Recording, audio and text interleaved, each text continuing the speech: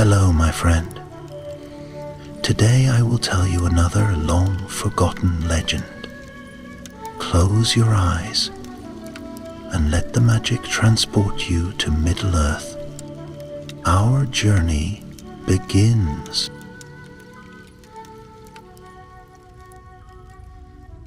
In the fading light of the North Kingdom, when the towers of Elendil stood hollow and the banners of Arnor hung in tatters, there still clung to the land a quiet pride, a memory of greatness. The white tree no longer blossomed in Annúminas, and the silver horns of the Dúnedain no longer echoed through the vale of Lake Nenúil. Yet in the farthest reaches of that broken realm, among the rolling hills and misted forests of the west, a fire had been lit. It was not the kind of fire that warms the hearth or brightens a feast. This flame, flickering high upon the wind-swept height of Tir Barad, was ancient.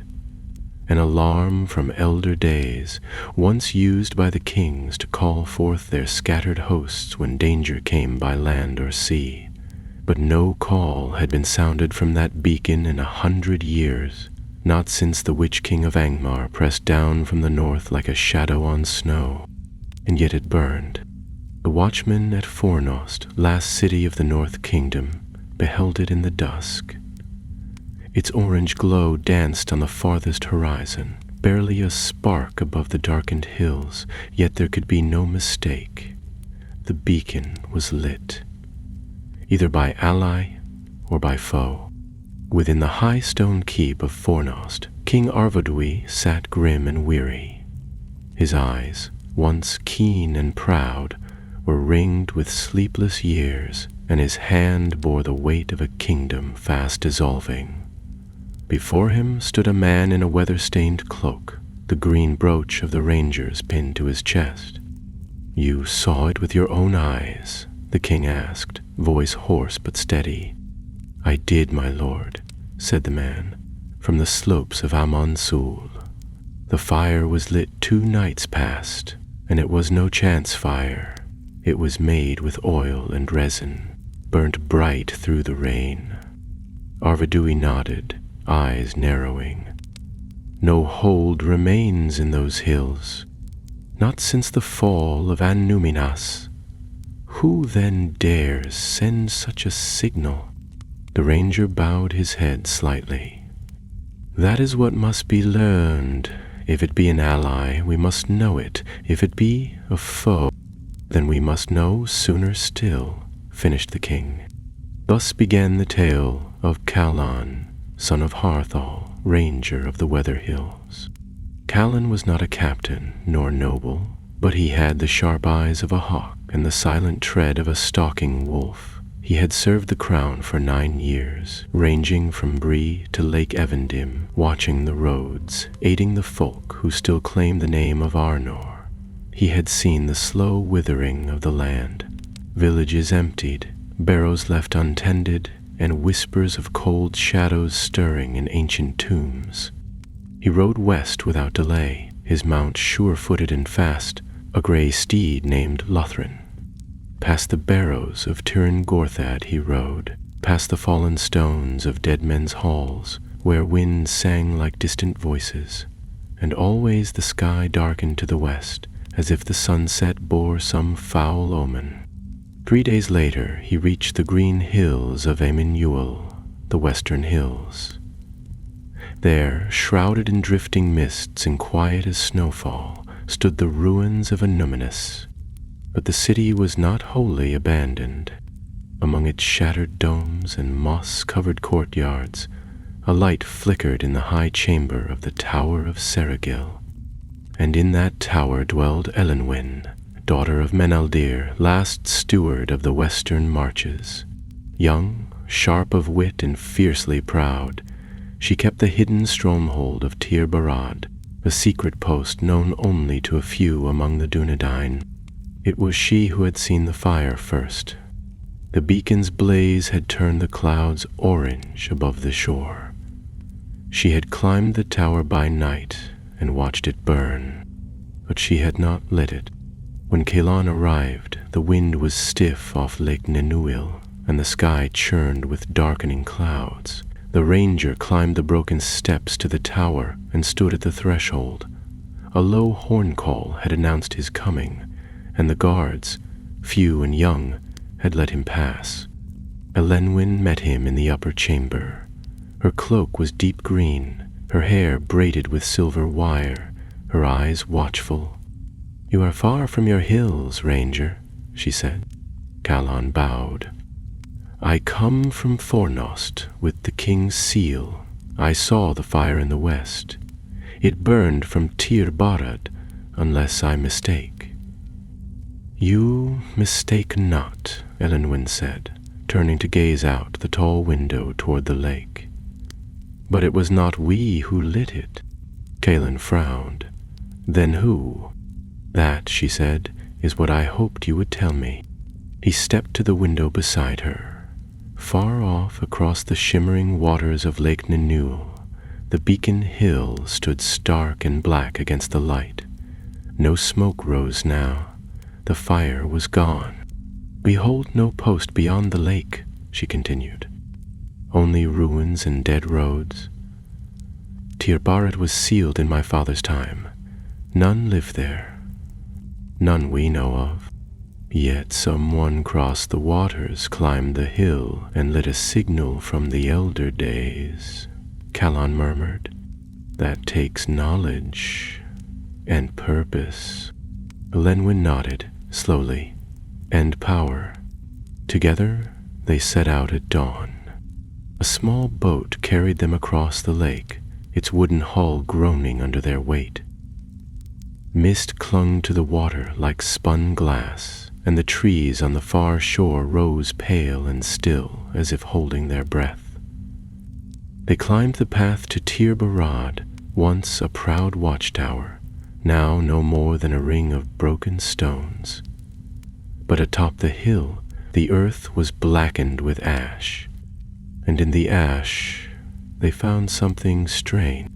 A circle etched in scorched stone, runes carved in a hand older than the kingdom itself, and a sigil neither Callan nor Elenwen recognized.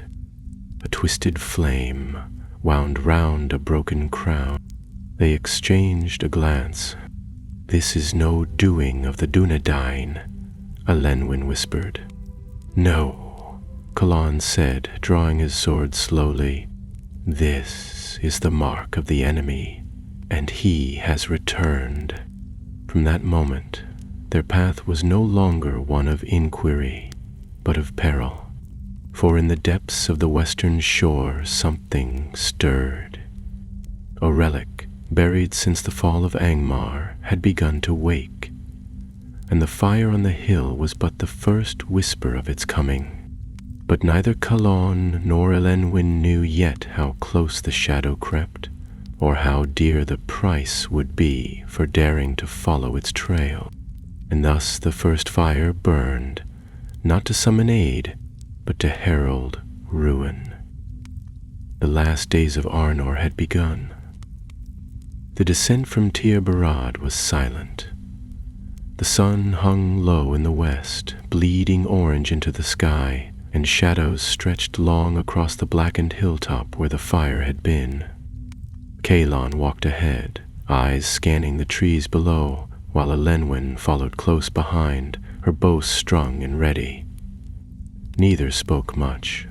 They had found no tracks, no trace of who had come and gone, only that charred sigil, that twisted flame about the broken crown, etched with the sharp precision of sorcery. Back at the lake shore, their boat lay undisturbed where they'd moored it, hidden beneath a tangle of hanging willows. But before they could launch it, Callan paused and turned, listening. "Did you hear that?" he whispered. Elenwen stilled, her fingers closing over the fletching of an arrow. The breeze rustled softly, but beyond that, faint and shuddering, came the sound of breathing, not their own, low, wet, and irregular, as though some wounded thing crouched nearby. They moved slowly, weapons drawn, and stepped through a wall of hanging ivy. Behind the curtain of leaves, crouched at the base of an old stone pillar, was a man, or what had once been one. His clothes were in tatters, his skin pale and streaked with black veins. His eyes were wide and empty, and when he looked up at them, his mouth moved, but no words came. He raised one hand, twisted, trembling, and pointed back toward the hill. Then he collapsed, stone dead. Callan knelt beside him, checking for signs of life, but there was none. The man had been burned, not by flame, but from within. Some dreadful heat had hollowed him out, leaving only a husk. Elenwen studied the body grimly. That was no common illness. No, Callan agreed. He was carrying something, or touched by something. He pulled aside the torn remains of the man's cloak. Beneath it, hanging from a broken leather cord, was a shard of blackened metal, sharp and thin, etched faintly with the same twisted rune as on the hill. The moment Callan touched it, a cold jolt passed through his fingers, like plunging his hand into icy water. He let it fall at once, and it struck the ground with a hiss that sent a puff of smoke curling into the air. "Don't touch it again," Elenwen warned. "We should bring it back, carefully. I know someone who might understand such craft." Callan frowned. "You speak of Glaren." "Yes," she said. "He lives alone now in the northern woods near the banks of the Thlon. He served in the wars against Angmar long ago. He was a lore-keeper in the days when such things were still remembered." Callan hesitated. "I thought he went mad." "Aided," she said quietly. "But he remembers things that none of us do." They wrapped the shard in thick cloth, bound in layers of leather, and sealed it in a lead-lined satchel Elenwen had once used to store poisoned arrowheads. The body they left behind. There was no time to bury it, not now. Whatever had killed the man, it had moved on, and they would follow. By the next morning, they had reached the northern edge of Emin Uyal. The woods here grew dense, old trees draped in moss, and the path became no more than a deer trail winding through roots and brambles. They passed silent pools and long-forgotten standing stones, the air heavy with the scent of damp earth and something faintly metallic, like rusted iron. It was not long before they reached the edge of the lore-keeper's domain. Glaren's home was hidden beneath the roots of a hill, an old watch-post now half buried and overgrown. Thorny vines curled around the stones, and smoke rose from a crooked chimney tucked among the brush. They approached warily, for Glaren was said to be suspicious, and not all who entered his hollow returned with their wits intact. But the door opened before they reached it. He stood in the frame, thin and stooped, wrapped in a robe of patched wool. His hair was white and fell in tangled locks to his shoulders. His eyes, however, were clear, sharp as flint, and watching them closely. "Elenwen," he rasped, "and you've brought a guest, and something else, something foul." "We need your help," she said. Glaren gestured them inside. The hollow was cramped but dry, lined with books and scrolls, with a small hearth burning low. Strange trinkets hung from the ceiling, bones, bits of glass, dried herbs, and a wooden staff rested in the corner beside a curved blade Callan did not recognize. They placed the wrapped relic on the table. Glaren did not touch it. He only stared at it for a long time. Then he said, "Where did you find this?" "To Barad," Callan answered. "The beacon was lit. In the ashes we found a symbol, and this." Glaren's face changed. He did not speak for a long while, and when he did, his voice was lower than before. "It is not from Tir Barad," he said. "Not originally. That mark, yes, I know it. It is the sign of Morlac. Elenwen's brows drew together. I've never heard that name. You would not have. He served the Witch King of Angmar, but he was not counted among the captains. He was a hidden blade, a scholar of torment. He sought not the conquest of cities, but the breaking of minds. This shard, was part of a relic he crafted long ago when the war in the north was at its height. A Mogul-forged flame, imprisoned in metal, it burned the will from men. Not instantly, slowly, like a rot in the soul. Galon stiffened. Why now? He has not been seen in a generation. Glaren's gaze shifted to the fire. He was cast down near the end, driven into the western shore, pursued by rangers and elves. They believed he was destroyed. But such evil, it lingers, burrows deep. Wait, he leaned forward. If this was uncovered, if this flame was lit again, then Morlac has returned, or someone walks in his shadow. A heavy silence filled the room. Then Elenwen said, "What must we do?" Glaren looked between them, and a strange glint entered his eye, part warning, part grim respect. If the relic is whole again, it must be destroyed. But to do so, you'll need to return to the place it was forged, under the lake, in the vaults of Anuminus. Kalan stared. The city is fallen. No one has walked its lower halls in decades. Then it is time someone did, Glaren said, before the flame spreads. Outside, the wind had begun to rise. It whispered through the trees like the stirring of ancient things. The next morning dawned pale and gray. A veil of mist hung over the land like a damp shroud, and though the sun rose, its light brought no warmth. Kalan and Elenwen packed their gear in silence, the weight of Glaren's words pressing heavily upon them. They had agreed to return to Anunamis, not to its upper ruins, wind-worn and sunlit, but to the deep places beneath the city, where the vaults of old still slumbered, sealed since the fall. Before they left, Glaren gave them a map, drawn long ago in finer days, when Arnor was strong and cartographers walked the land freely. The ink had faded, but the paths and symbols were still clear. It showed a hidden entrance to the lower city, tucked beneath the broken steps of the western causeway, where the roots of the hills met the edge of Lake Nanulio. He gave them one other thing as well, a small phial of thick green glass, stoppered with wax. "This is cinder glow," he explained. "When it meets the air, it burns with a cold light. It will not catch flame, nor be quenched by water.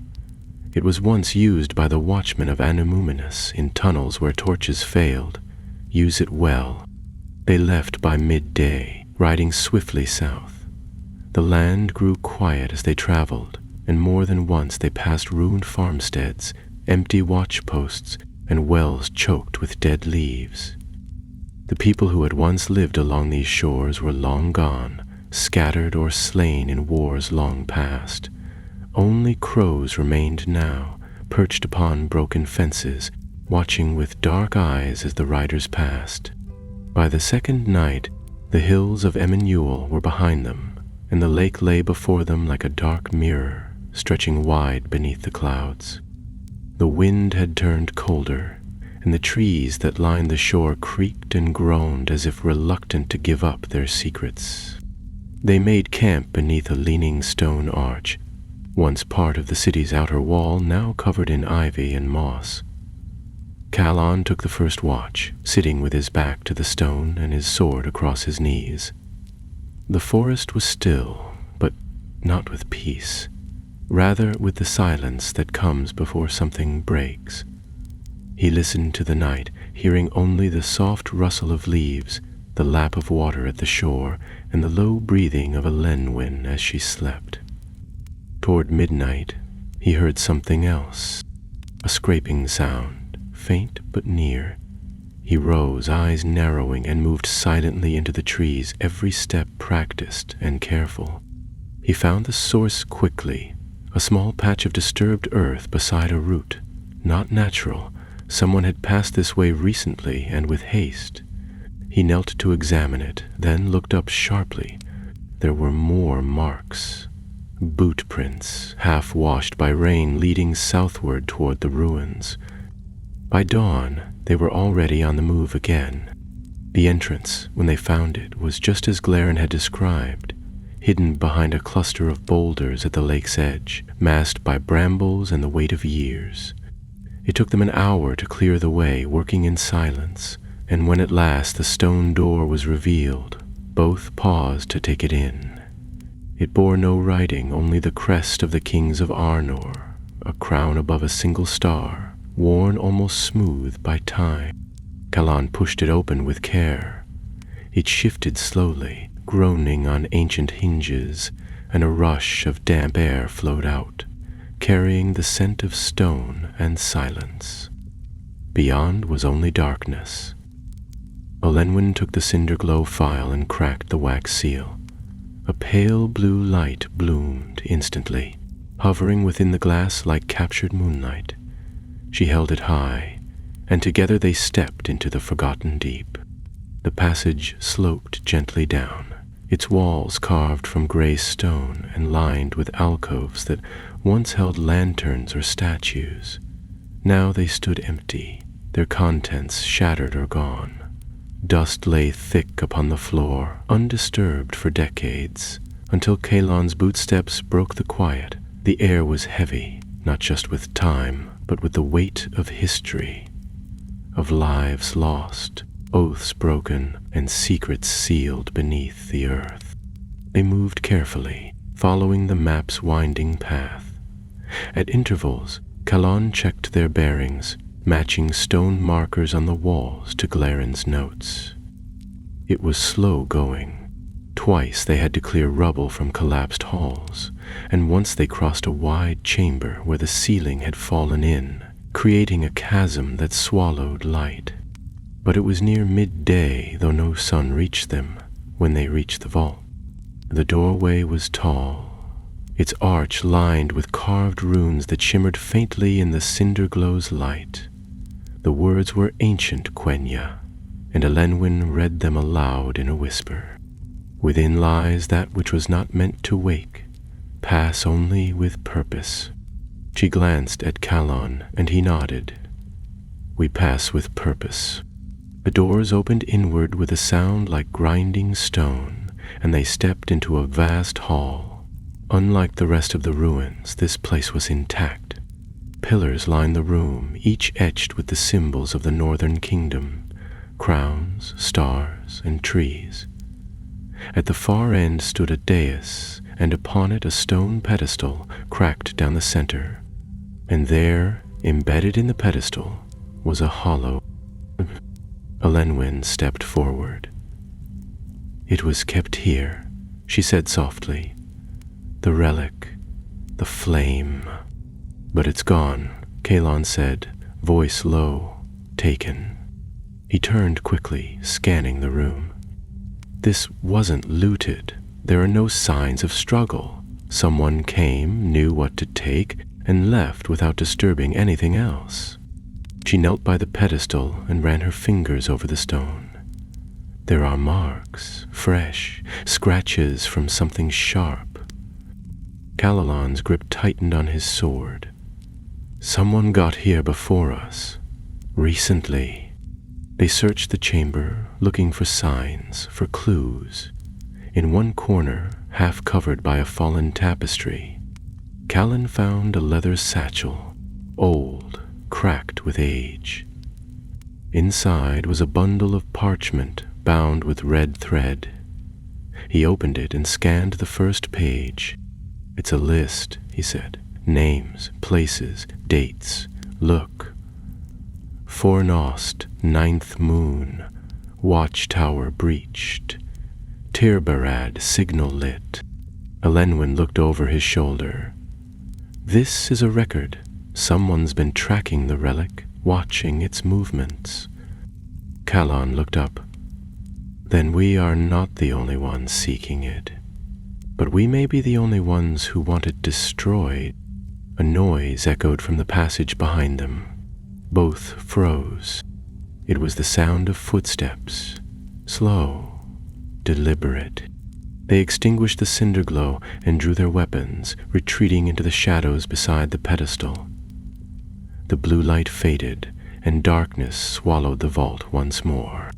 From the doorway a figure appeared, cloaked, tall and hooded, moving with unnatural grace. As it stepped into the chamber, it raised one hand, and a faint green light flickered to life above its palm, casting long shadows across the walls. Calon felt the hair rise on his neck. The light had no warmth. It pulsed like a heartbeat. Wrong, rhythmic, alive. The figure stopped at the pedestal. Slowly it lowered its hood. The face beneath was pale, lined with black veins that crept from the eyes and mouth like spiderwebs. The eyes themselves were a sickly yellow, like old parchment held to fire. And when it spoke, its voice was dry and thin, like wind through dead leaves.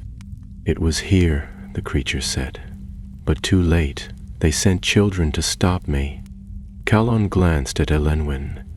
She met his eyes, and no words were needed. They would fight. They had no choice.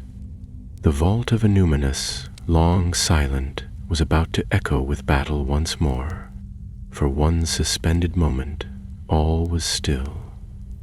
The sickly green glow pulsed softly in the stranger's palm, casting eerie reflections across the polished stone floor. Calon's hand tightened around the hilt of his sword, and Elenwen notched an arrow in silence. They stood pressed against the far wall of the vault, barely breathing, hidden in the long shadow of a broken pillar. The cloaked figure stepped forward, his gaze sweeping the chamber like a hunter scenting prey. He walked with a quiet, purposeful gait, gliding more than stepping, and his corrupted face, drawn and cold, showed no sign of haste.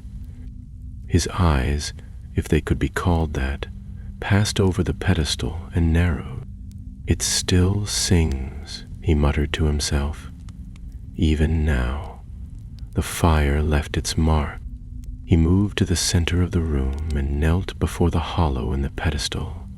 His fingers, long and pale as bone, brushed the inner surface where the relic had once been kept. Calon watched him carefully, trying to judge the distance and angle for a strike. But there was something unnatural in the way the figure moved, something resistant to reckoning. The air around him shimmered faintly, like heat rising from black stone, and the green light above his hand grew brighter with each breath.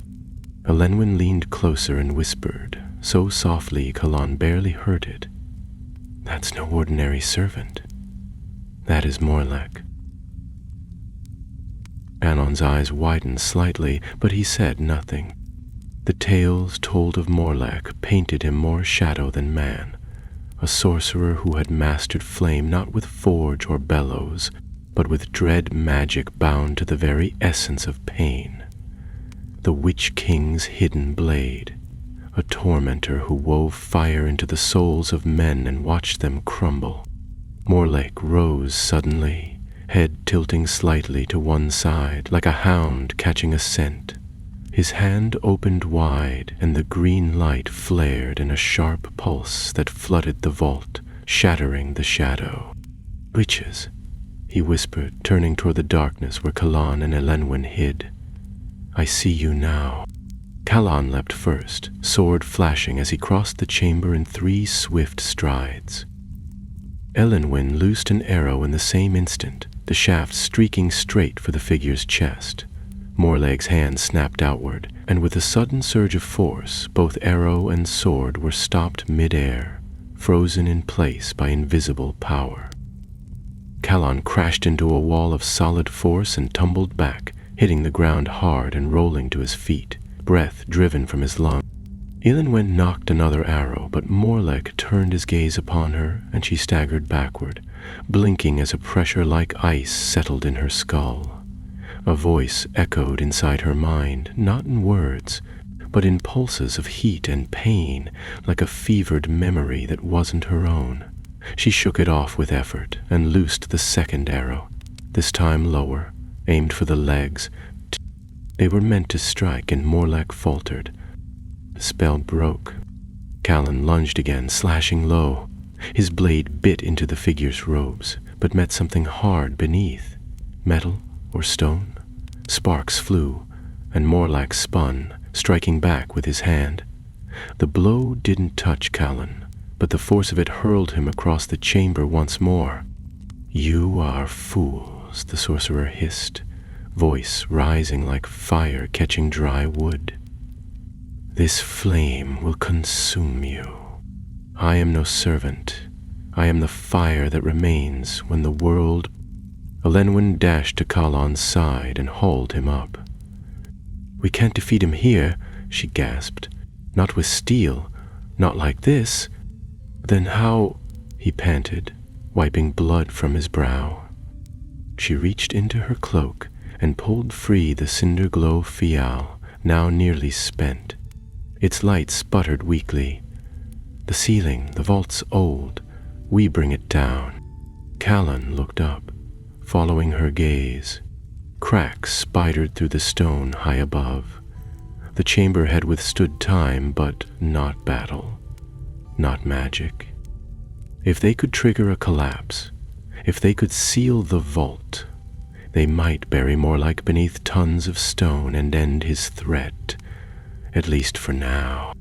"I'll draw him," Callan said, breath quickening. "You shoot the supports." "Don't miss," she said, eyes steady. He nodded and charged once more. This time, Morlach was ready. Fire lanced from his hand in a jagged arc, striking the ground where Callan had been a heartbeat before. The ranger rolled aside, came up behind a pillar, and hurled a dagger. It sang through the air and embedded in Morlach's shoulder, drawing no blood but earning a growl of rage. Elenwen, meanwhile, climbed a low dais and aimed upward.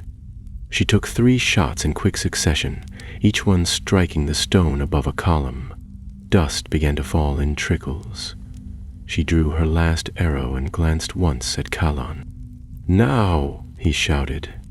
She loosed the shaft. The ceiling groaned. For a moment, nothing happened.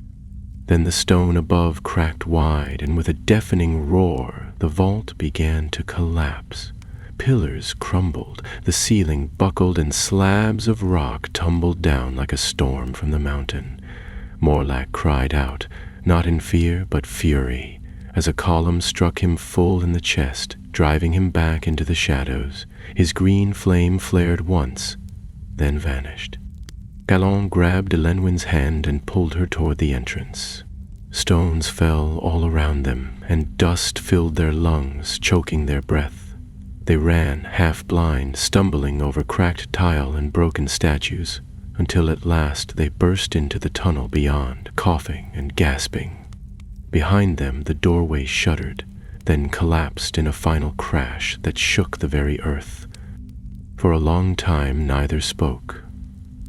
The tunnel was dark, save for a faint glimmer from the dying cinder glow, but they could see well enough. The entrance was sealed. Morlach was buried. Callan sat heavily against the wall. "Tell me we bought time." Elenwen wiped dust from her eyes. "We bought something. Whether time or vengeance, I don't know.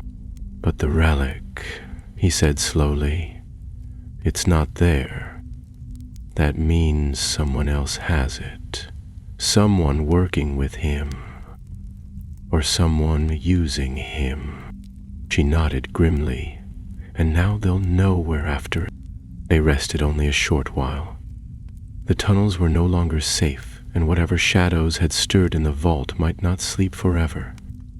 By the time they emerged into the gray light of afternoon, they were bruised, weary, and silent. But they were alive, and their path was far from over. They made their way back to the lakeshore by dusk.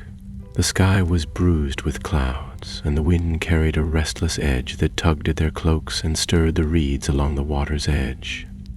Neither Callan nor Elenwen spoke much. The dust of the vault clung to them still, grime in their hair, aches in their limbs, and though the threat beneath the city had been sealed, the knowledge that the relic was gone weighed heavily on them both. The small boat they had hidden beneath the willow trees remained undisturbed. Callan pushed it into the shallows while Elenwen kept watch, bow in hand, eyes scanning the hills beyond. The world felt changed now, subtly but unmistakably. It wasn't just the encounter with Morlech. It was the feeling that something older had been stirred, something waiting for a moment to rise. They crossed the lake in silence, the oars dipping rhythmically in the dark water. Elenwen held a lantern now in place of the cinder glow, which had burned itself out during the collapse. The boat creaked with each wave, and somewhere in the distance an owl called mournfully, as if in warning. When they reached the far shore, Callan helped Elenwen ashore and looked back once at the lake. The ruins of an Ambience loomed behind them like the broken crown of a drowned king, shrouded in mist and memory. "We'll need to return to Glaren," he said, pulling the boat up onto the bank. "He must know what happened, and if he can tell us who has the relic now." "Assuming he'll still speak to us," Elenwen muttered. "We brought the shard he warned us about, and now its master walks again." "He'll speak," Callan said, more firmly than he felt. "He has to." They set out before sunrise the next morning. The road north through the woods was long and often little more than a hunter's path, winding between ancient trees and narrow glades.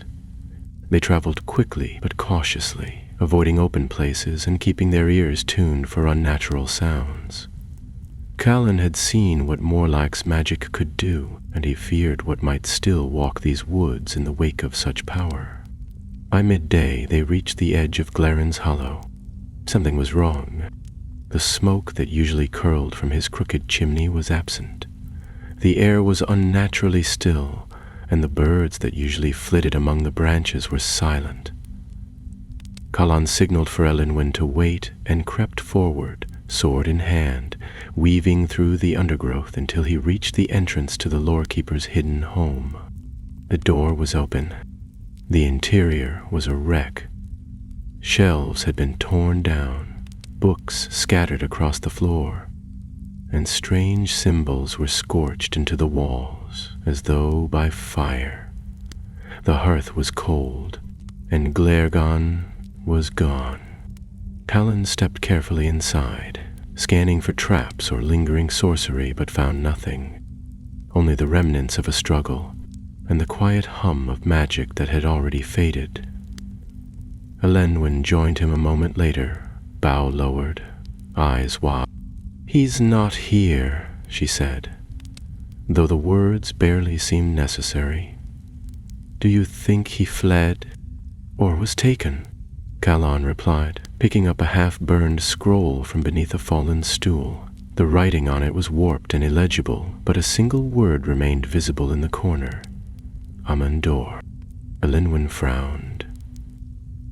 "That's in the west, near the old stone road.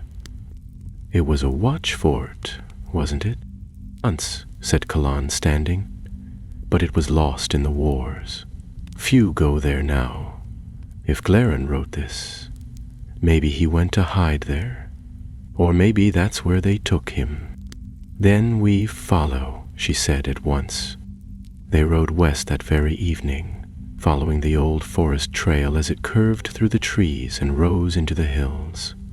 The journey took them past the ruins of lesser villages, places Callan had passed in his youth but barely recognized now. Time and war had claimed much of Arnor, and only the bones remained. Old walls, broken gates, and stone circles that once rang with music, now empty save for moss and silence. That night they camped beneath the boughs of a towering beech, its roots twisted and strong, and the fire they lit was small, tucked behind stones to shield its glow.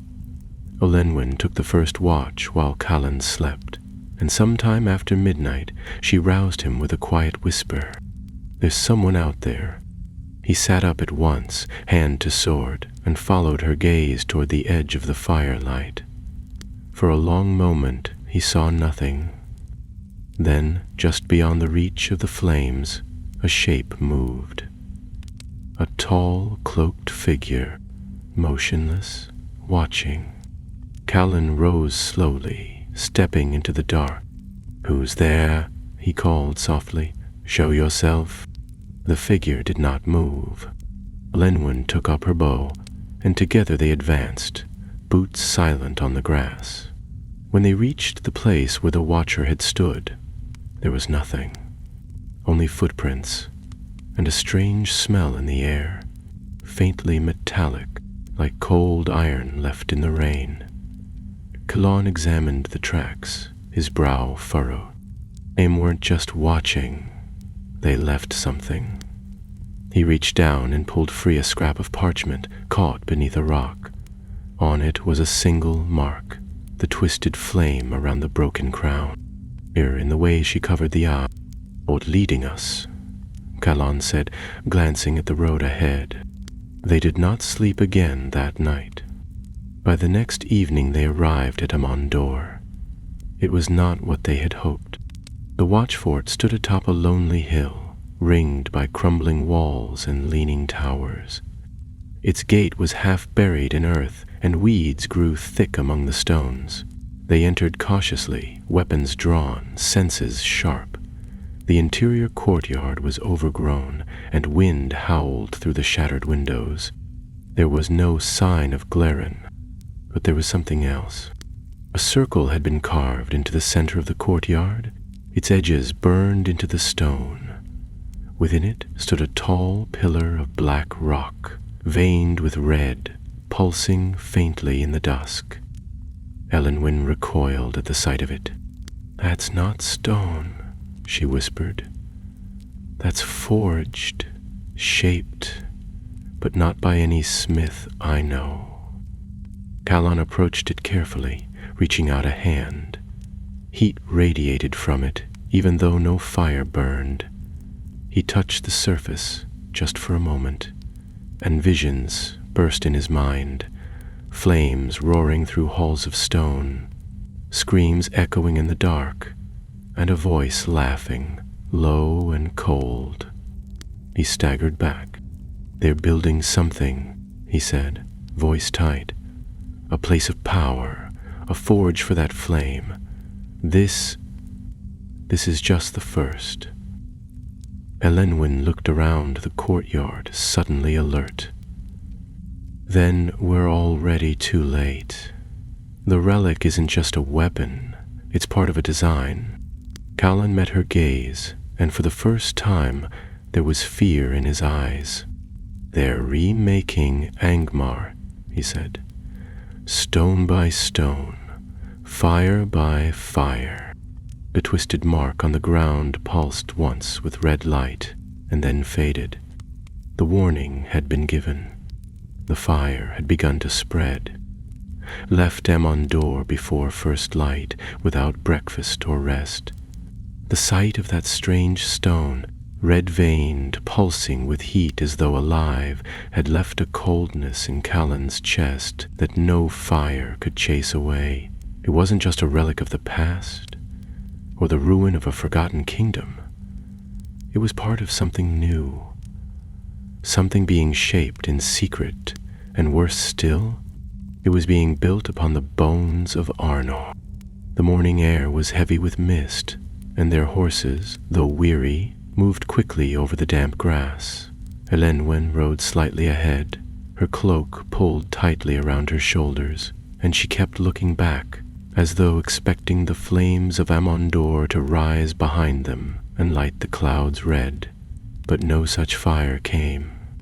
The ruin fell away behind them, silent and dark once more, though Callan doubted it would remain so for long. They crossed the edge of the weathered plain and made for the high ridges that led toward the river Lune. Glarin had once mentioned an old outpost nestled near the river's bend, a hidden place where rangers used to meet in secret. If he had escaped, it was one of the few places left where he might seek shelter. The trail was narrow and often broken, winding through wooded slopes and thick underbrush. Birds returned to the air by midday, but their calls were hesitant, uncertain, as if unsure whether the land was safe to sing over. Late that afternoon they came upon signs of passage, broken branches, faint hoofprints in the mud, and the ashes of a cold fire half buried beneath fallen leaves. Someone had camped there not long ago. Callan examined the remains while Elenwen stood watch, her hand never leaving the hilt of her knife. The fire had burned cleanly, no more than a day past, and beside the embers, someone had left a carved token in the dirt, a smooth stone bearing the sigil of the Dunedain, a white star with a sword through its center. "Glarin," Callan said, brushing the symbol clean. "He was here. He's heading for the river." "Then we follow," Elenwen said quickly. "If he's carrying more knowledge of the relic, we can't risk him falling into their hands." They pressed on into the hills, urging their horses onward, until twilight deepened and the path grew too treacherous to continue safely. They made camp beneath a low rock overhang where a trickle of fresh water pooled in a shallow basin. Callan gathered fallen branches while Elenwen set a watchfire no bigger than her cupped hands, and they warmed themselves in its soft glow. Later, while Callan dozed lightly, Elenwen took the second watch. The stars had emerged in scattered clusters above the treetops, and the sky was clear for the first time in days. She gazed at them thoughtfully, recalling old tales her father used to tell of the Elendilmere, the star of the north, and how it once shone upon the brow of kings. That light had faded, just as their kingdom had, but some part of her still believed it could shine again. She pulled her cloak tighter and turned her thoughts back to the trail ahead. They were closing in. She could feel it. By dawn, the trees had begun to thin, and the sound of rushing water reached their ears. The land opened onto a wide gorge, steep on both sides, and far below ran the river Lune, swift and silver in the morning light. A narrow path led downward, steep but passable, and they followed it cautiously until they reached the banks. There, just as they had hoped, they found the outpost. It was little more than a stone shelter built into the hillside, half hidden by hanging ivy and tree roots. Once it might have been a ranger's holdfast, with storage space for arms and a narrow chamber for rest. Now it stood dark and still. Callan dismounted first and approached the door with care, hand on his sword. It creaked open beneath his touch, revealing the interior. A single room with a hearth, 2 beds, and a rough table. Atop the table sat a book, open to a page written in Glarin's unmistakable script. Elenwen entered behind him, bow lowered. "He was here," she said softly, "and recently." Callan picked up the book and read. "The flames have begun to rise. I have seen the first signs. Rune-marked stones in the earth, relics unearthed and placed with care. They are not building merely to destroy. They are calling something. I do not know if it will answer. I pray it does not." He turned the page. "I have heard the name spoken once more. Morlek. They say he was cast down. They are wrong. I saw his shadow near the ruins of Tir Barad. He lives, or something wearing his name does." And beneath that, in a hurried hand, a final line. "If I do not return, follow the stars west of the weeping stones. There lies the vault beneath the river." Callan lowered the book, brow furrowed. He's still searching, or hiding something. A vault buried west of the weeping stones. Lenwyn's expression hardened. Then we go there. It took the better part of the day to find the weeping stones. The name was not marked on any map, but the land itself offered clues. Tall, standing stones set in a half-circle near the river's bend, worn smooth by rain and streaked with dark stains that gave them their name. From there they searched the western ridge, examining outcroppings and hollow places until at last, just before dusk, Calon found a half-hid entrance beneath a fallen tree. It led into the earth, cold and dry, with steps carved by hand long ago. They lit another lantern and descended. The tunnel narrowed quickly, and the air grew still.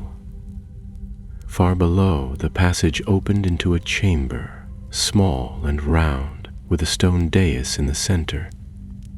Upon it rested a chest of old oak, bound in iron, its surface marked by dust and time. Callan approached first, knelt beside it, and examined the lock. It was rusted but intact. A single rune had been carved just above it, one neither of them recognized. "Do you feel that?" Elenwen asked quietly. "There's something waiting." Callan nodded. "We don't open it here. We bring it to the surface." They carried the chest out of the vault together, climbing back into the fading daylight just as the sun slipped behind the trees. The box was heavy, and though no light shone from it, both felt its presence, pressing on their thoughts like the weight of unshed rain. That night, they did not light a fire. They sat close together, the chest between them, and tried to rest while the woods whispered in the wind. Callan dreamed of a tower wreathed in flame, standing alone in the dark. Elenwen dreamed of stars falling from the sky, burning as they came. Neither spoke of what they saw, but both knew in their bones that the relic was not just a weapon. It was a beacon, and someone had already begun to follow its call. They did not open the chest until the following afternoon. The sky had remained overcast since morning, and the wind carried the scent of approaching rain. Calon had insisted they move further upriver before attempting to break the lock, and Elenwen had agreed. Neither of them trusted the forest surrounding the vault, and whatever power lay inside that box, they knew it would not be dormant forever. By midday, they found a low ravine shaded by elder trees, thick with moss and soft underfoot. Here they made camp beside a small stream that trickled down through the rocks, and Callan set to work on the chest while Elenwen stood watch. The iron binding had rusted through in places, but the central lock remained stubborn. He tried a small pick first, then a chisel, and at last a wedge of flat stone. It gave with a reluctant groan, and the lid creaked open an inch, enough for the stale air within to drift out like a sigh. They waited a moment, listening. Nothing stirred. Callan opened the chest fully, revealing a carefully packed interior. Old scrolls bound in oilskin, a bundle of wrapped cloth, and at the very bottom, a long wooden case carved with leaf patterns. Elenwen reached for the scrolls first, unwrapping one and scanning its contents by the light of the afternoon sun. "It's a map," she said, frowning, "but not of Arnor, not entirely."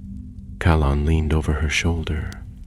The drawing was detailed, etched with careful hand, showing the northern regions of Middle-earth, but altered. Rivers bent in unfamiliar ways, forests had shifted, and several places had been marked with fiery symbols, red ink drawn over valleys and hills, each surrounded by runes in a tongue neither of them could read. One mark glowed faintly, even in daylight, though no ink or spell was visible. Callan pointed to it. "That's near the sea," he said. Far west, past the Tower Hills. Elenwen nodded slowly. And this symbol, it matches the one carved on the vault in Anumanus. They unwrapped the second scroll, which bore a series of drawings, almost like a journal. A figure tall and cloaked, with fire in his hands, a great iron gate rising from black earth, and a blade, curved and jagged, sheathed in flame, held above a basin of silver light. Beneath each image there were lines of dense script in a jagged, angular hand. Kalan didn't recognize the writing, but Elenwen, after studying it for some time, murmured, "It's black speech." Kalan looked at her sharply. "You can read it?" "Not well," she admitted. "Bits and pieces. My father taught me what little he dared, but this isn't just a record, it's a ritual, a guide. Someone meant to reforge the relic, to combine fire and shadow, maybe even life itself." At the bottom of the chest, they opened the final bundle. Inside was a piece of dark metal, smooth, curved, and warm to the touch. It pulsed gently, like a heartbeat beneath skin. Callan dropped it immediately, and the earth where it landed smoked faintly. Elenwen wrapped it again without touching it, and placed it in a separate pouch, one lined with thick hide. "This piece," she said quietly, "is part of the original relic. It wasn't lost. Glaren must have taken it, hidden it from Morlach." Callan sat back on his heels, which means Morlach's relic is incomplete. Whatever he plans, it won't work. Not yet. They both looked at the chest, now empty but for the dust of forgotten years. It had protected its contents well, but its time was done. Kalon closed the lid and stood. "We can't carry this," he said, "but we can hide it again. Somewhere it won't be found." Elenwen agreed. They buried it beneath a slab of stone, deep under tangled roots, and marked the spot only with a single fallen branch. Then they packed their gear and prepared to move once more. That night they traveled under the stars. The clouds had lifted, and the sky was bright with constellations both familiar and strange. Kalon pointed out the Sequel and the crown of the north, while Elenwen traced the shape of Arendil's star with her finger. She was quieter than usual, and Kalon noticed the way her eyes lingered on the horizon, as if searching for something. "What is it?" he asked her at last. She hesitated, then said, "I don't know. I keep thinking about the relic, about the fire inside it. It was forged to destroy, yes, but what if it can do more?" "Like what?" Glaren wrote that they were calling something. What if it's not just a weapon they're building? What if it's a gate? Kalon looked at her sharply. "A gate to where?" Elenwen didn't answer. Not immediately. She stared out into the dark trees, her expression unreadable. Then she said, "We need to go west, to the place marked on the map, before they do." They made their way toward the Tower Hills over the next several days, traveling along forgotten ranger paths and keeping to the high ground where possible.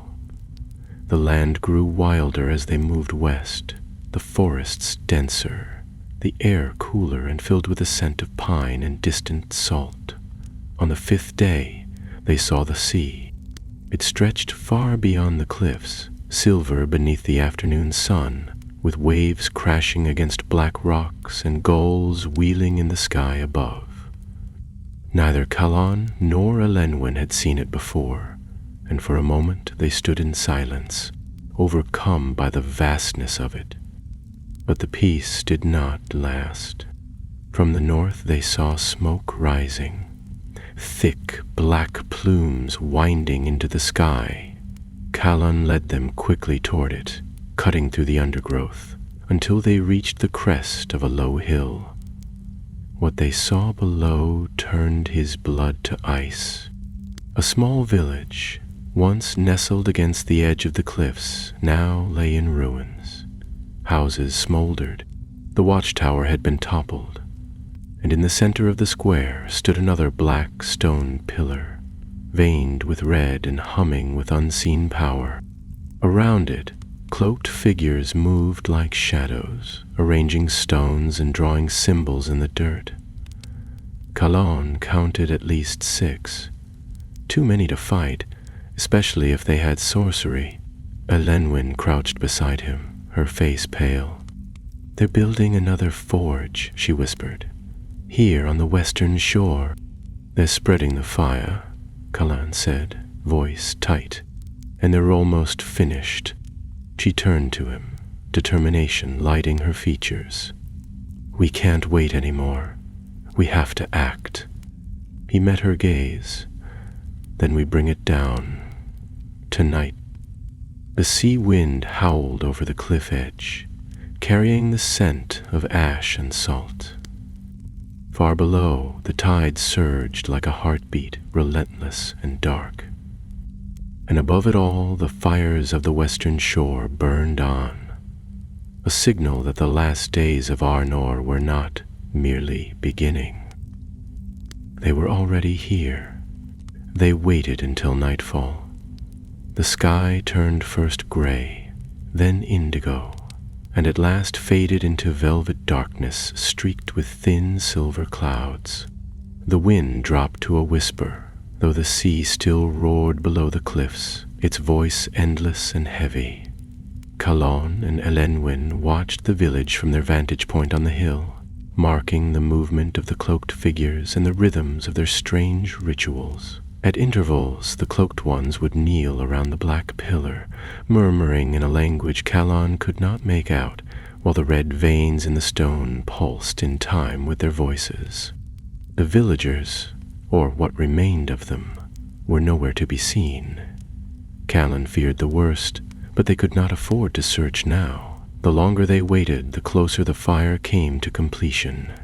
He turned to Elenwen and outlined the plan in a low voice. They would circle around to the southern edge of the village under cover of the slope, using the ruins and bramble to mask their approach. Once close enough, Elenwen would provide cover with her bow, while Callan set fire to the remaining supply wagons, which appeared to carry kindling, oil, and stone, fuel for the dark forge. "I won't be able to do much against the stone itself," he whispered, "not with steel." "You won't have to," Elenwen replied. "If we scatter the ritual, it may lose its power. They might not be able to rebuild it, at least not here." They descended the hill with the care of hunters, moving between tufts of grass and broken wall, slipping from shadow to shadow as they made their way down the slope. The wind helped, rustling the grass and cloaking their movements, but every step brought them closer to the unnatural warmth that radiated from the village square. The black pillar had grown brighter since sunset. Its veins pulsed steadily now, and a faint tremor, like the echo of distant drums, could be felt in the soles of their feet. When they reached the ruins of an old stable, Callan motioned for Elenwen to take position. She nocked an arrow and crouched low beside the splintered frame, eyes scanning the square. Callan slipped off to the left, winding through the remains of cottages and overgrown paths until he reached the supply wagons. There were 3 in total, parked behind the nearest one, and reached into his satchel, drawing out a small flask of oil and a length of twine. It wasn't much, but it would do. The fire caught quickly. Within moments, flames licked up the side of the first wagon, crackling hungrily. Callan darted to the second, repeating the process. He had just begun work on the third when he heard the first cry, a sharp shout in the dark, followed by the twang of Elenwen's bowstring. An arrow hissed through the air, and another shadow crumpled beside the pillar. Callan cursed under his breath and struck the final spark. The third wagon went up like dried tinder. The square erupted in chaos. The cloaked figures scattered, some rushing to the fires, others searching for the source of the attack. Callan drew his sword and moved back toward the shadows, avoiding the flickering light. Elenwen loosed a second arrow, then a third, each finding its mark. One of the figures raised a hand and sent a blast of red fire into the ruins where she had been. The explosion shook the ground, and for a moment Callan feared she'd been caught. But then she emerged from the smoke, crouched low and already stringing another arrow. She caught his eye and nodded toward the pillar. Callan understood at once. With the figures distracted, they had a chance, perhaps their only chance, to strike at the heart of the ritual. He charged across the square, sword in hand. The heat intensified with every step, the air growing thick and oppressive, but he pushed through it. At the base of the pillar, strange runes had been etched into the stone, glowing softly. He swung his sword at them, striking the symbols again and again. Sparks flew, but the blade could not pierce the stone. It was like striking a mountain. Behind him, a cry went up. One of the robed figures had seen him. Callan turned just in time to deflect a blow, black steel flashing through the air. The cloaked figure fought with unnatural strength, each strike ringing with dark power. Callan met the assault, step for step, parrying, dodging, and finally turning the enemy's blade aside long enough to strike a glancing blow across his opponent's chest. The figure stumbled back, and Callan raised his sword for a final strike, only to be thrown to the ground by a sudden wave of force. The air rippled, and the black stones surged with light. The ritual had been disrupted, but not broken. From the pillar, a shadow began to rise. Not a man, not fully, but a form of smoke and fire, its limbs swirling and formless, its eyes 2 points of red flame.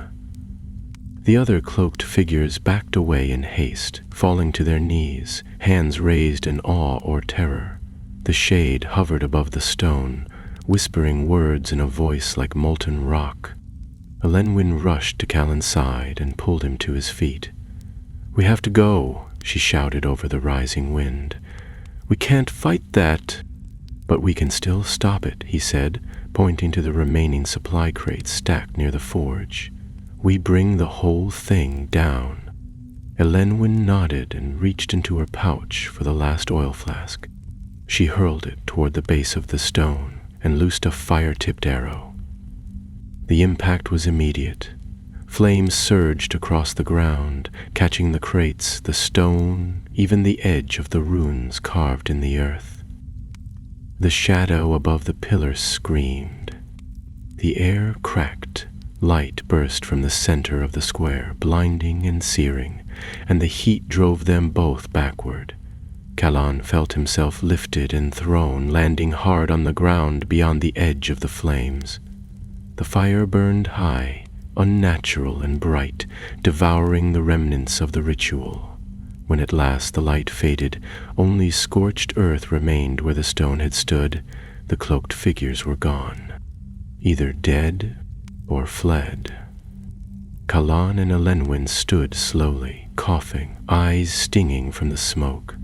The village was lost, but the forge had been destroyed. Whatever dark power they had tried to call forth, it had been stopped here. For now, they left before dawn, the wind off the sea cool and sharp against their faces. The western shore behind them was quiet again, though blackened and broken. The fire was out, but the war was not over. The relic remained incomplete, and Morlack still walked somewhere in the shadows. As they climbed the cliffs and looked back one final time, Callan turned to Elenwen and said, "We hurt them tonight, but they'll come harder next time." She nodded, tightening the strap of her bow. "Then we'll be ready." And together they vanished into the rising light, chasing the last stars of the northern sky. 2 days passed in restless travel, and still the wind carried the faint scent of smoke. Though the forge had been destroyed and the cloaked figures driven off, Callan could not shake the feeling that they were being followed. Ellen Wynne seemed to feel it too. She was sharper, quieter, and her eyes lingered longer on the shadows between trees or the silhouettes of distant ridges. They kept mostly to the forest now, avoiding open ground, and never lit a fire after sunset.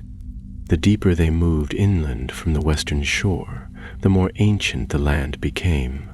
Rolling hills veiled in fog, crumbling towers long overtaken by ivy, and old stone paths half swallowed by the roots of time.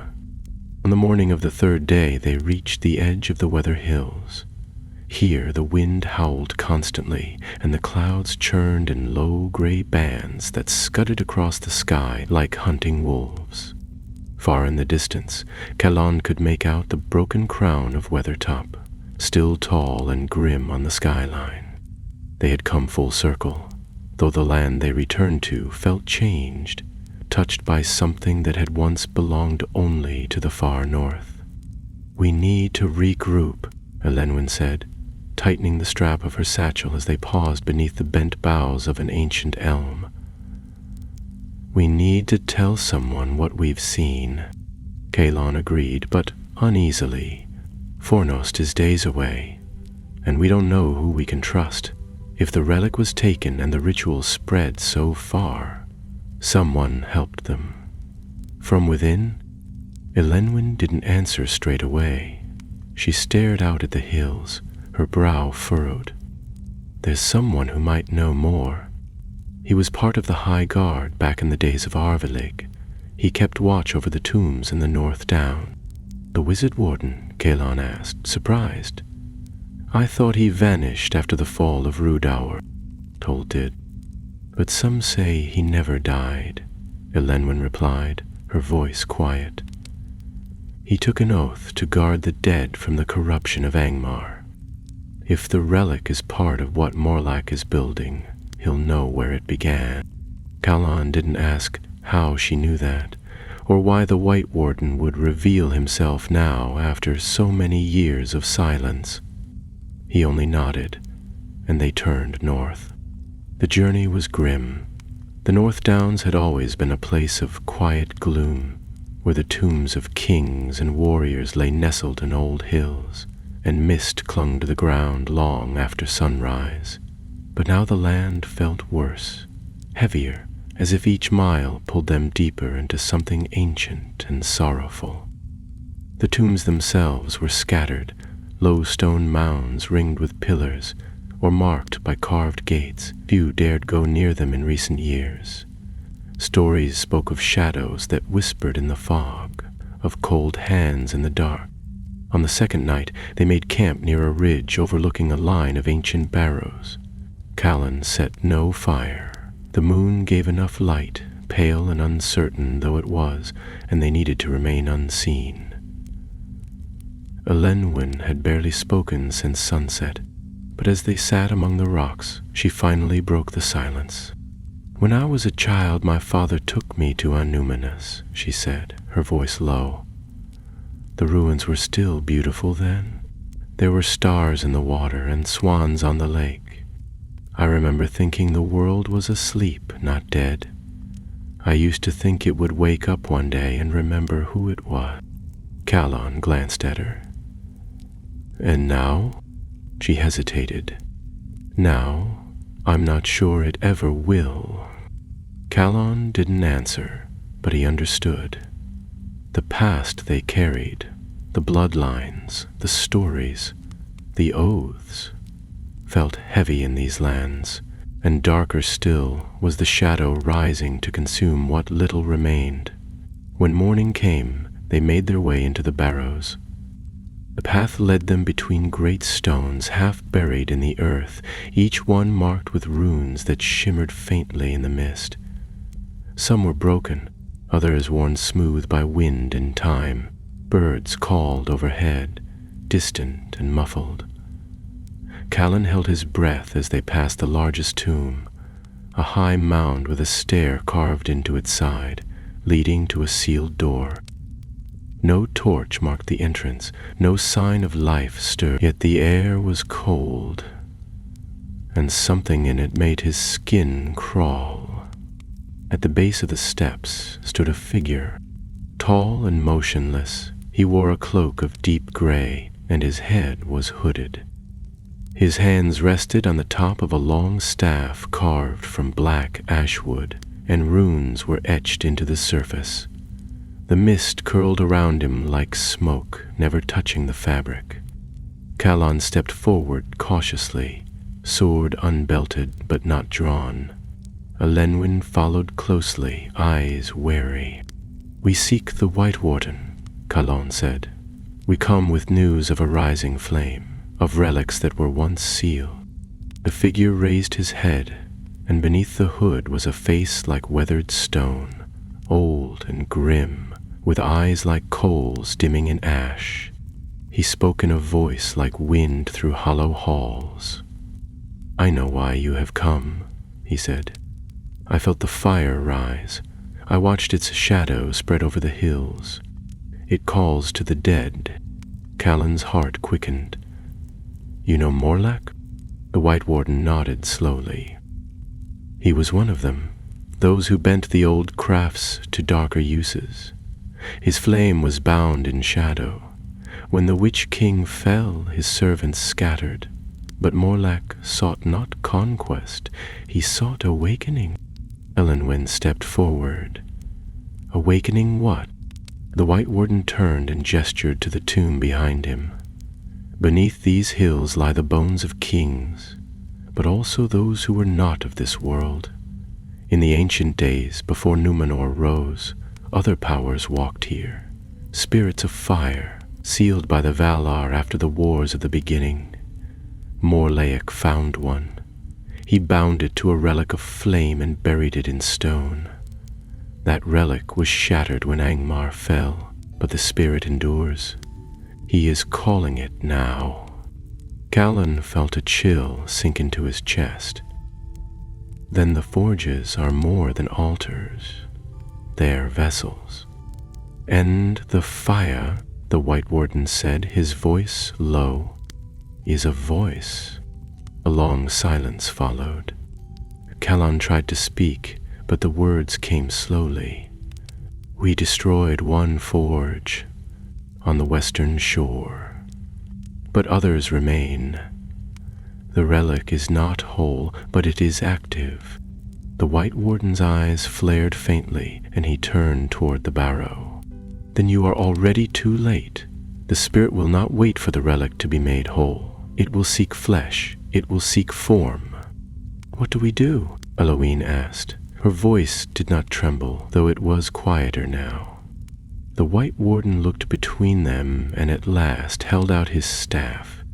"You take this, the Staff of Warding. It holds the last of the northern fire, not the kind that burns, but the kind that seals. You must use it when the time comes, not before, only when the flame breaks into the world." Callan took the staff in both hands. It was warm to the touch, but not hot, a steady warmth, like the last coals of a hearth. "There is one place left," the White Warden continued, "one forge still in hiding. It lies in the ruins of Cameth Bryn, the hill fortress of Rudar. That is where the final shaping will be attempted. Go there, end it before the spirit takes a host." Then, without another word, he turned and vanished into the mist, leaving no trace behind. Callan and Elenwen stood in silence, the staff between them, and the wind whispering among the stones. The next path was clear, though its end was far from certain, and far to the east the hill of Cameth Bryn waited, wrapped in shadow and old stone, where the last fire of Arnor threatened to rise. They left the barrows at dawn, the sky overhead the color of wet slate, and the mist clinging to the hollows of the hills like a veil. The staff of the White Warden was wrapped tightly in Elenwen's cloak, strapped to Callan's back with care, and neither of them spoke much as they descended into the lowland. The wind carried a strange stillness with it, and even the birds kept silent. Though no one followed, the sense of being watched had returned, heavier now, as if the land itself waited to see what they would do next. Camith Bryn was several days' ride to the east, nestled in the hills that once marked the border of Rudar. The road that led there had once been a king's way, but it had not been used in many years. Stones were cracked and sunken, overgrown with thorn and weed, and bridges had fallen into ruin. By the end of the second day, Callan's horse had thrown a shoe, and they were forced to travel the last stretch on foot. It was on the third morning, just before sunrise, that they saw the hill. Camith Bryn rose sharply from the valley floor, steep and narrow like a blade of stone thrust into the earth. The fortress had been carved into the side of the hill itself, with crumbling towers that jutted from the rock like broken teeth. Walls of gray stone circled its lower slopes, still largely intact, though the gate had collapsed and the banners that once hung from its watchtowers were long gone. Fog clung to its summit, and even from a distance the place felt cursed, quiet in a way that was not peace. They made their way carefully toward the base of the hill, following a narrow path that wound between old trees and ruined watchposts. Elenwyn walked ahead, bow ready, while Callan kept a hand on his sword. As they passed the remains of a crumbled wall, they found signs of recent passage, scorched grass, boot prints in the damp earth, and fragments of blackened stone. "They've already begun," Calon said grimly, crouching to examine the tracks. 3, maybe 4 days ahead of us, a full group. Elenwyn was already moving toward the path that led up the hill. "Then we're almost out of time." The climb was steep, and the fog grew thicker as they rose, curling around them like smoke. Halfway up, they came upon an outer hall, part of the fortress that had collapsed into itself, leaving only a stone arch and the remnants of a tiled floor. Here the air changed. It was warmer than it should have been, and carried the faint scent of ash. Shadow moved. Calon drew his sword at once, and Elenwyn took aim, but the shape that stepped into view was not one of the cloaked figures. It was a boy, thin, pale, and no more than 14, with eyes that seemed too old for his face. He wore a torn tunic and held a short blade in his hand, but he made no move to raise it. He only stared at them in silence. "Who are you?" Elenwyn asked carefully. "I live here," the boy replied, his voice flat. "I was brought by the fire." Calon stepped forward. "Who brought you? Are there others?" The boy nodded once. "They came from the north. They lit the forge in the heart of the hill. They said I was chosen, that the flame speaks." Elenwyn lowered her bow slightly, but her eyes narrowed. "What do you mean, it speaks?" The boy turned and pointed to the path ahead. "Go, and you'll hear it. It sings in the stone. It wants a name, a body." Then, without another word, he stepped aside and vanished into the mist. Neither Calon nor Elenwyn spoke as they resumed the climb. The air grew heavier with each step, and soon the ground beneath their boots began to change. Blackened stone replacing earth, cracked and veined with red like old wounds. They passed through the remnants of the main gate, half collapsed and scorched, and entered the fortress proper. Inside, the halls of Camith Bryn were filled with echoes. The walls bore old carvings, many now melted by heat or shattered by time. In one chamber they found a long table split in half, as if struck by something immense. In another, a stair spiraled down into the heart of the hill, and from below, a low hum rose, like the sound of wind caught in a distant tunnel, except it had rhythm, a slow, pulsing cadence like breath. They followed the sound.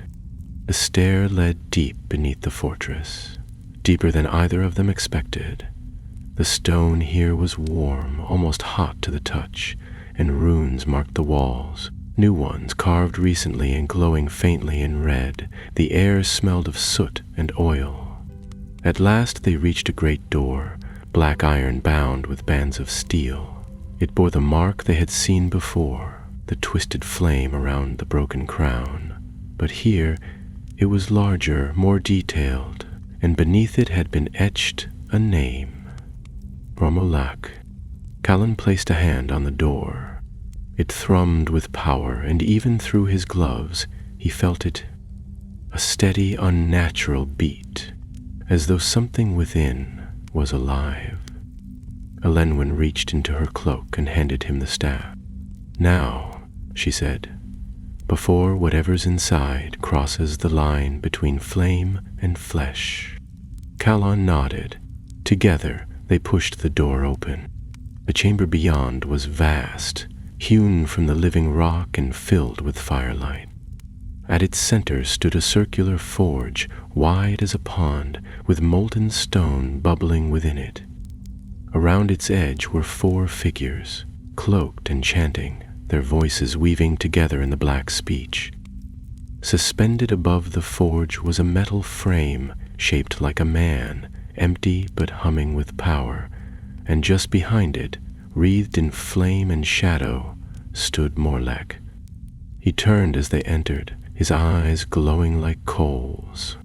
"I warned you," he said, his voice as dry as ash. "You cannot stop fire with wood." "We didn't bring wood," Callan answered, lifting the staff. "We brought the seal." Morlek laughed, a sound like cracking stone. "You think that old relic can bind me again? This is no longer the time of kings and lines of light. The world belongs to those who survive it." Elenwen stepped forward and let fly an arrow, striking one of the robed figures in the chest. The chanting faltered. Callan charged forward, the staff in both hands, and struck the edge of the forge. The light within flared violently. Morlek snarled and raised a hand, fire surging from his fingers, but the staff pulsed with white light and deflected the flame in a burst of sparks. The chamber shook. The other robed figures scattered, fleeing toward the tunnels beyond. Morlek stepped into the fire, his body vanishing within the molten glow, and the forge itself rose into a towering column of flame. "Steal it now," Elenwen shouted. Callan thrust the staff into the ground. Runes blazed along its length, and a circle of light spread outward, swallowing the forge. The flame screamed. There was no other word for it, and then was drawn inward, folding in on itself like cloth in a wind. The light vanished. The forge was dark, and Morlek was gone. For a moment, all was still. Then the staff cracked in Callan's hands, and the floor beneath them trembled. "The hill's collapsing," he gasped. Elenwen grabbed his arm and pulled him back toward the stairs. Stones fell from the ceiling, and the tunnels behind them began to crumble. They ran, dodging falling rubble and choking smoke, up and out of the fortress as it groaned and shattered around them. By the time they reached the open air, Cainath Bryn was already breaking apart. The upper towers buckled, sliding down the hill in clouds of dust, and a great plume of fire rose into the sky, one last breath of the dying forge, before vanishing like smoke in the wind. They didn't speak for a long time. They watched in silence as the hill burned itself out, the last fire of Rudor dying with the relic's heart. Callan still held the broken shaft of the staff, its runes now dull and cold. "We did it," Elenwen said at last. Callan nodded, though he felt no triumph. "For now." And far away, beneath stars that shone over a land both ruined and redeemed, the winds of the north turned. The last fires had burned, But the story of Arnor was not yet done. They spent the night on the edge of the hills, watching from a sheltered hollow while the last embers of Cameth Bryn guttered and died. The stars overhead were veiled by drifting smoke, and the wind carried the faint tang of scorched stone. There was too much weight on them still, too many unanswered questions. Though the forge had been destroyed, and Morlacus down into the molten dark, they both knew the threat had not vanished entirely. The fire might be out, but the ash was still warm. By morning, the skies had cleared, and the fortress was silent. Nothing moved within the wreckage.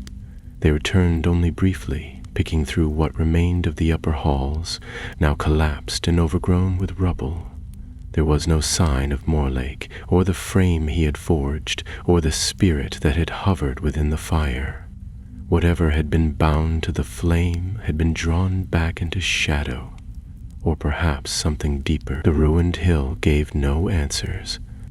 They did find one thing.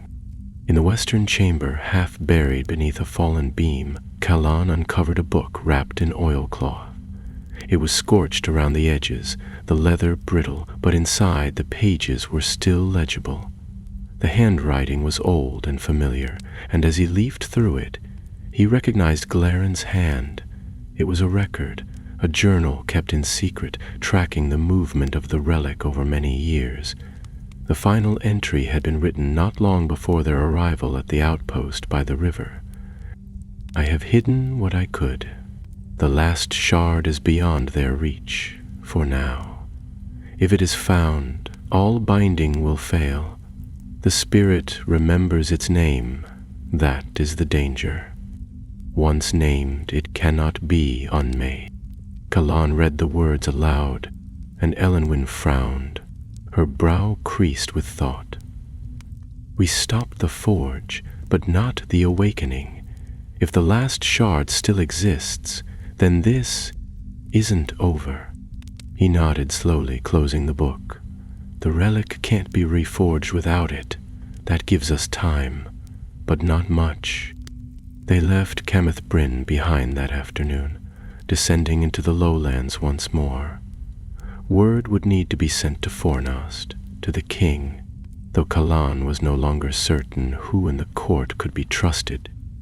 The enemy had moved freely across the kingdom, lighting forges, gathering power, and none had noticed. There had been whispers of betrayal, of old bloodlines turned to the dark, of secrets kept even from the captains of the north. And if that were true, then Arvedui would need to know. They reached the edge of the forest 2 days later, and the land changed again. Here the trees grew sparser, the roads more visible, and the distant peaks of the North Downs rose into view. It was not yet winter, but the air had taken on that brittle, watchful quality that came before the frost. Callan and Elenwen stopped by a riverbank to rest their horses, and for the first time in weeks, the silence between them was easy. "You did well," she said after a while. "I don't think I ever said that." He glanced at her with a tired smile. "Neither did you tell me I was mad, which I expected." "I was waiting until after we survived," she said, and her smile, brief as it was, lit her face in a way Callan hadn't seen since they'd first left Tir Barad. They camped that night beneath the open sky. The stars were clearer now, no longer dimmed by smoke or fear, and Elenwen pointed out the constellations with quiet certainty. She named the hunter and the harp, the sailor's crown and the flame bird, and Callan listened, not for the first time wondering how much she had once given up to stand here now. She had the bearing of a captain, though she'd never been named as one. Perhaps she didn't need the title. The world seemed to bend around her choices all the same. Before dawn, a sound reached them through the trees. A horn, low and distant, blown once and then again. Callan sprang to his feet, listening. It was no alarm, not yet. A ranger's call. a signal that someone approached. They doused the fire and made ready, and within the hour 3 riders emerged from the edge of the forest, cloaks of gray and green swirling behind them. The first dismounted and pulled back his hood, revealing a familiar face. Halmon, captain of the outer watch of Forna. "We had word you might be alive," he said with a nod to Elenwen. "It's good to see it's true." Elenwen offered a quick greeting, but her eyes were already narrowing. "What else have you heard?" Halmon's expression darkened.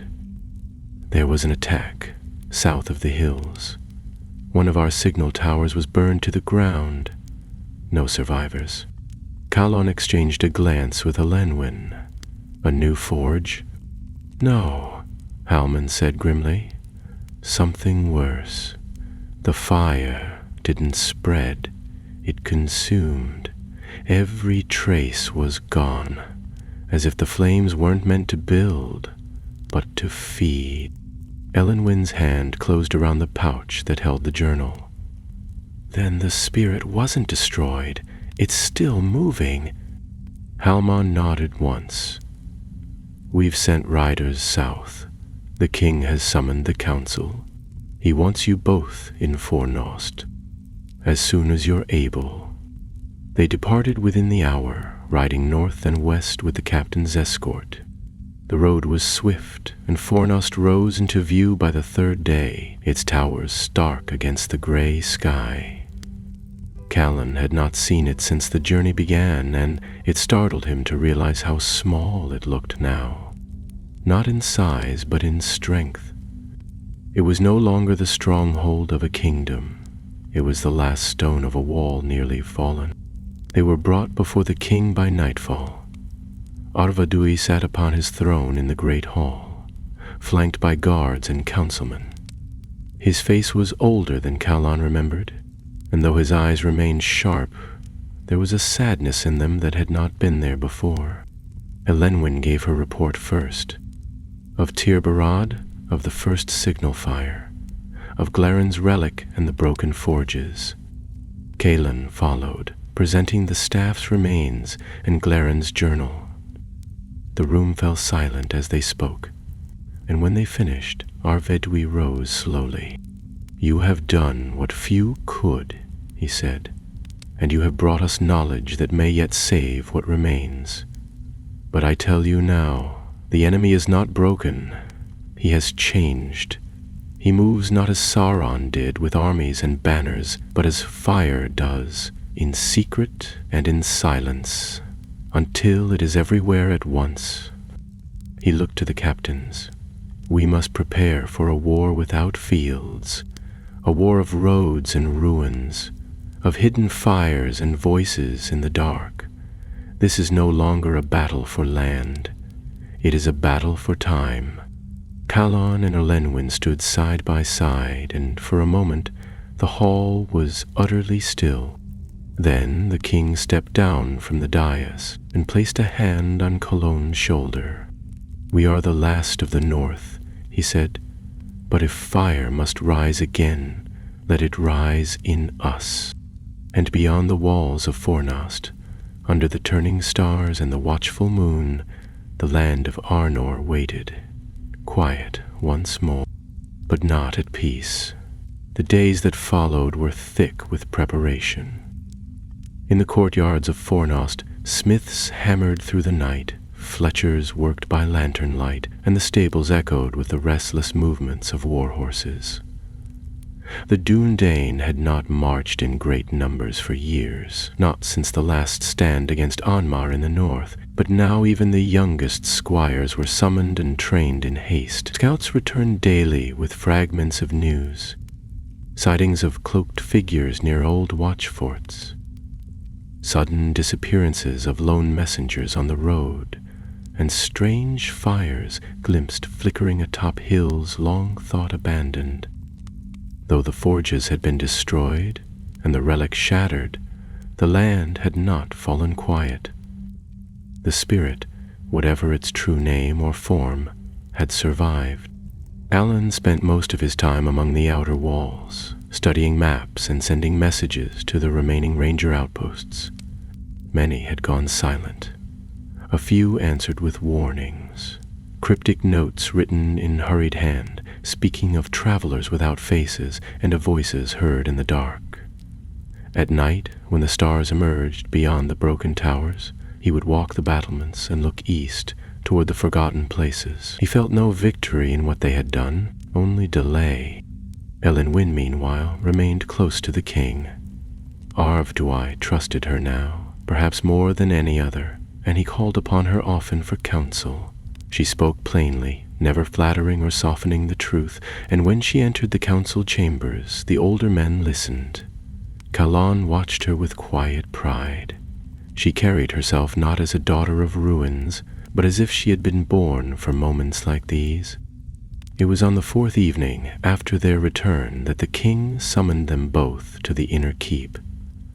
The guards stepped aside without a word, and they entered the stone chamber beyond, where only a single lantern burned and a great map of Arnor covered the table.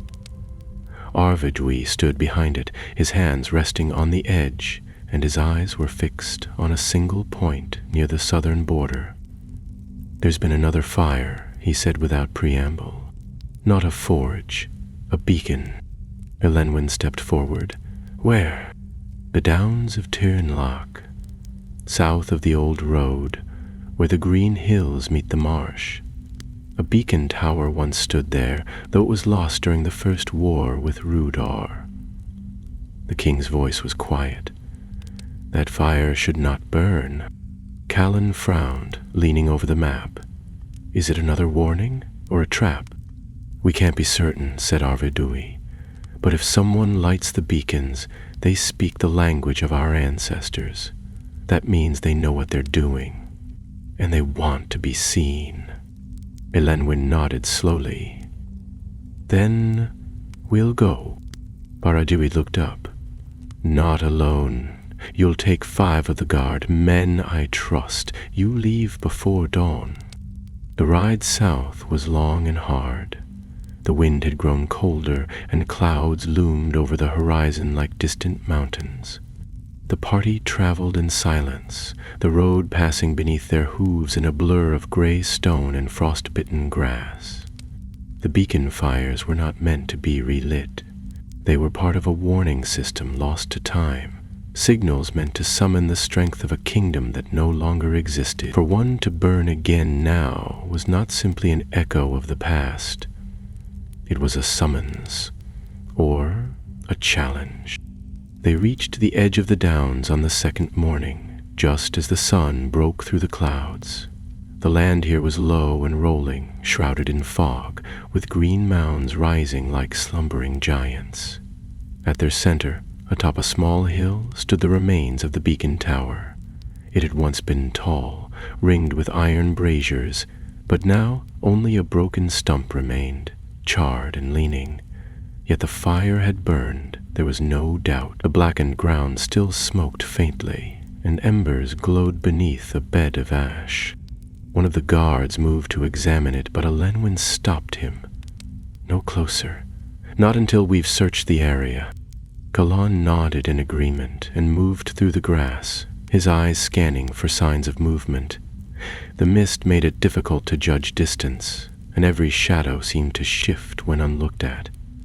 As he rounded the base of the hill, he found what he hadn't dared hope for, a mark carved into the stone, not the twisted flame, not the rune of Morlech or the enemy, but a star, a single 7-pointed star. He called Elenwen over at once. She stared at it in silence. "The Star of Elendil." Callan touched the edge of the mark with his gloved fingers. "This wasn't left in fear. Someone meant for us to see it." They began searching in earnest. The other guards fanned out into the downs, calling softly, but no answer came. It wasn't until late afternoon that Callan spotted something strange at the edge of the marsh. A figure stood near the water, cloaked, unmoving, not hostile, just watching.